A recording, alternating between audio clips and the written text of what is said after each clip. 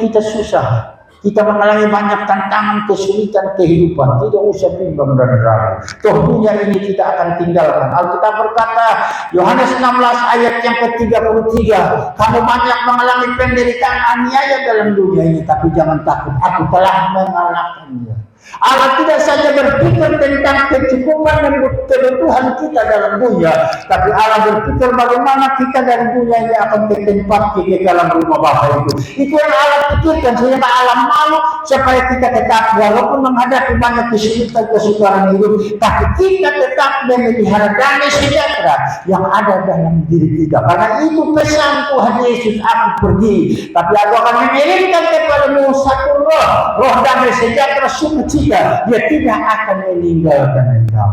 Kita pasti mengalami kekecewaan dalam hidup, dalam perjalanan, setiap waktu dan setiap saat. Tapi dengar, usahakan supaya jangan sampai damai sejahtera Allah, kebahagiaan Allah yang telah Allah taruh dalam hidup kita, jangan sampai hanya karena masalah, persoalan, kesulitan, hidup kesukaran, lalu damai kebahagiaan tinggalkan kita. Itu repot.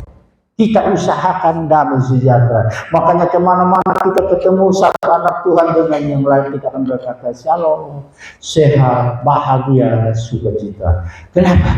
Karena itu yang tertanam dari hati kita. Dan karena itu tetap dijaga, dipelihara. Supaya kemanapun kita pergi, itu Tuhan menyertai kita dan orang melihat Yesus ada dalam hidup kita. Karena terpancar dari wajah kita, orang datang kepada Yesus. Yang ketiga, saudara kekasih dalam Tuhan, tidak suka melakukan kejahatan.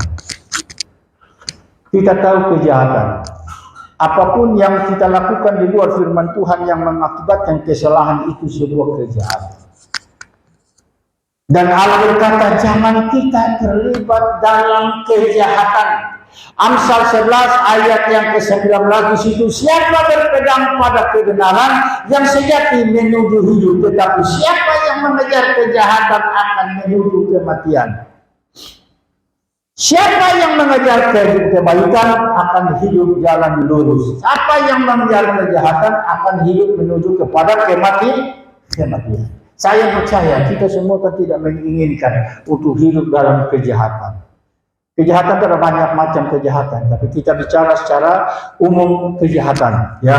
Dan yang disebut dengan kejahatan, mari kita jangan terlibat dan jangan ada di sana. Kenapa? Lebih baik kita memilih jalan yang Tuhan siapkan kepada kita. Siapa berpegang pada kebenaran yang sejati menuju hidup. Mari kita berpegang kepada sesuatu yang baik, yang benar, yang tidak merugikan orang lain, merugikan diri kita, supaya kita menuju hidup. Yang terakhir, yang keempat, saudara kekasih dalam Tuhan, kita hidup menurut jalan-jalan yang ditunjukkan-Nya.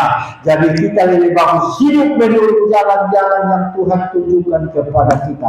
Jauh lebih bagus atau ketimbang lebih bagus daripada kita hidup dalam kejahatan. Di situ dikatakan Mazmur 37 ayat 5 sampai ayat yang ke-6. 1. Serahkanlah hidupmu pada Tuhan. Yang kedua, percayalah kepadanya.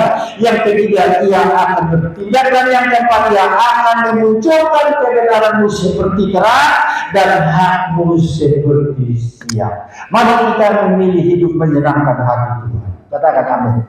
Menyenangkan hati Tuhan jauh lebih baik daripada menyenangkan kita. Kenapa, Bapak Ibu Saudara kekasih? Kalau kita lebih menyenangkan Tuhan, Surga akan turun tangan atas setiap pergumulan kita, atas setiap beban kita, atas setiap apa yang kita rindukan. Surga turun tangan, dan artinya ada jalan keluar bagi kita. Tuhan memberkati kita sekalian.